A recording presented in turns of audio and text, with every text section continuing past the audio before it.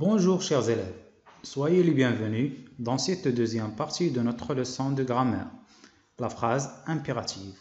Alors, commençons maintenant notre partie. Je manipule et je réfléchis. Dans une première étape, je vous propose cette liste de phrases. Lisez-les bien. Alors, voilà nos phrases. Donc, la première phrase, la deuxième, la troisième,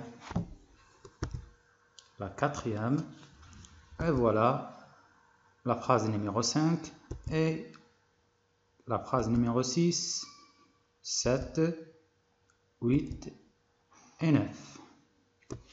Alors, ce que vous allez faire, c'est relever les phrases impératives dans la liste suivante. Alors, je vous laisse lire les phrases. Et voilà. Alors, qu'en pensez-vous? Cherchez les phrases impératives. Alors, les voilà.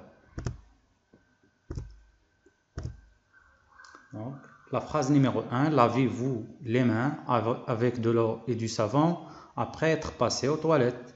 Lis la notice avant utilisation des médicaments. Ne laissez pas les médicaments à la portée des enfants. Arrête de toucher tes yeux. Ne fume pas. Pour être en bonne santé, prends beaucoup de vitamines. Alors, ce sont des phrases impératives. L'étape suivante que nous allons aborder, c'est toujours je manipule, je réfléchis et je réfléchis. Nous allons classer nos phrases qu'on a relevées dans l'étape dernière et nous allons les mettre dans un tableau selon ce qu'elles expriment. Alors les phrases de nouveau sont et voilà, lavez-vous les mains avec de l'eau et du savon après être passé aux toilettes. Lis la notice avant utilisation des médicaments. Ne laissez pas les médicaments à la portée des enfants. Arrête de toucher tes yeux. Ne fume pas. Et enfin, pour être en bonne santé, prends beaucoup de vitamines. Alors, notre tableau est constitué de 3 colonnes. La première colonne, c'est pour les phrases qui expriment un conseil. La deuxième colonne, c'est pour les phrases qui expriment un ordre. Et la dernière colonne, c'est pour les phrases exprimant une interdiction. Alors maintenant, lisons de nouveau les phrases et essayons de bien réfléchir et de classer ces phrases. Lavez-vous les mains avec de l'eau et du savon après être passé aux toilettes. Par exemple, cette phrase est dite par exemple, nos parents. Lorsqu'on est passé aux toilettes, ils nous donnent des ordres de se laver les mains. Donc, c'est une phrase qui exprime un ordre. La deuxième phrase, lis la notice avant utilisation des médicaments. C'est une phrase qu'on trouve souvent dans les boîtiers des produits dangereux ou bien des produits médicaux, par exemple des médicaments. Voilà, c'est un conseil. La troisième phrase, ne laissez pas les médicaments à la portée des enfants, c'est la fameuse phrase qu'on trouve aussi dans les boîtiers des médicaments et des produits dangereux. C'est une interdiction. La quatrième phrase, arrête de toucher tes yeux. Par exemple, une mère qui demande à son enfant de ne pas toucher les yeux.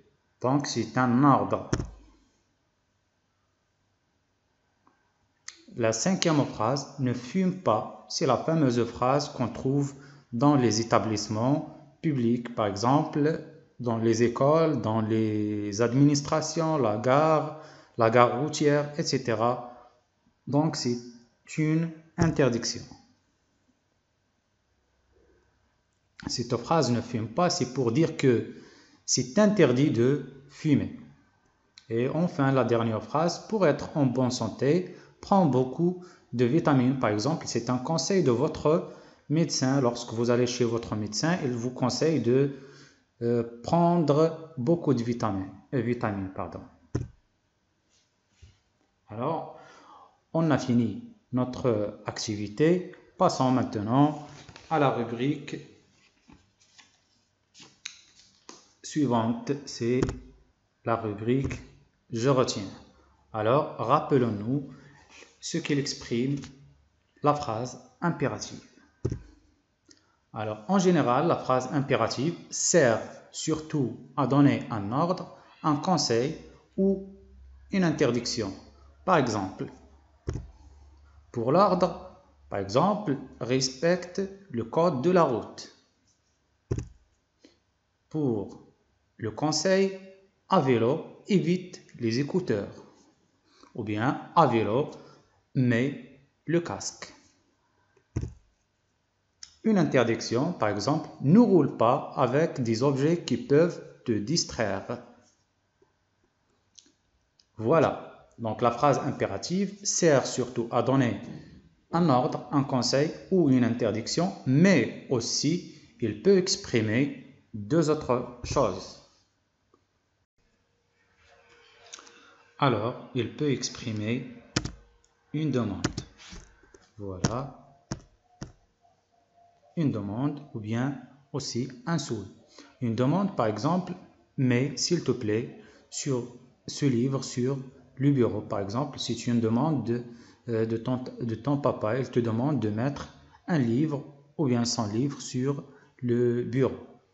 Le deuxième exemple, c'est un souhait. Par exemple, vous souhaitez à votre ami un bon week-end et par exemple, c'est comme vous voyez la phrase « passer un bon week-end ». Nous allons maintenant passer à une autre activité, c'est l'activité d'entraînement. Donc nous allons s'entraîner sur... Voilà, donc deux exercices. On a deux exercices. Prenez vos livres. Donc la page 141, le premier exercice, c'est on vous demande de cocher les cases correspondant aux phrases impératives. Donc vous avez 4 phrases A, B, C, D. Le policier vérifie les papiers du conducteur. Attendez que le feu de signalisation pour piétons soit vert. Respectez la limitation de vitesse. Cet espace est réservé aux piétons. Donc, vous allez chercher et relever, donc et mettre une croix sur la case correspondante aux phrases impératives.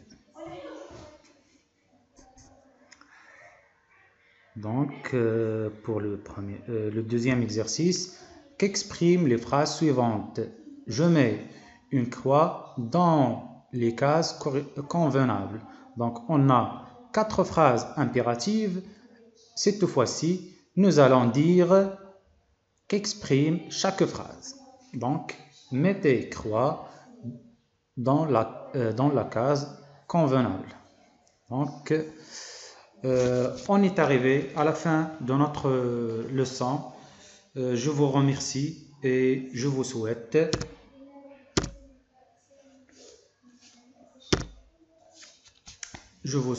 un bon week-end. Au revoir.